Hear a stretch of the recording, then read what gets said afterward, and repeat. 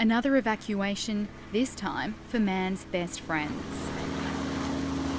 About 60 dogs are being airlifted out of the flooded Daly River community, away from the threat of crocodiles and starvation.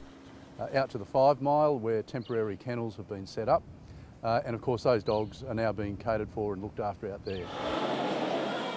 The operation should provide relief for Daly River residents who could be at the evacuation centre in Darwin for weeks, particularly as flood levels are tipped to rise again this weekend as more water moves along the catchment. A large flood wave that came through Dorisvale Crossing, and that's what's starting to come through the lower Daly now.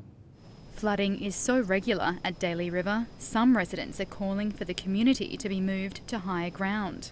It would be an expensive exercise to undertake, but certainly the government's open to recommencing that discussion, I guess. We weren't allowed to film inside the centre today, but I did manage to speak to a community leader who said residents are feeling anxious about what they might be returning home to.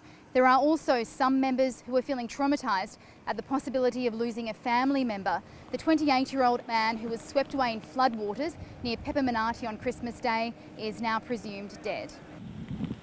Police in Beswick near Katherine are still investigating the drowning of a woman in a flooded creek on Sunday. The government will soon start processing disaster relief payments for Daly River residents, but they won't be able to access it until they return home. Catherine Gregory, ABC News, Darwin.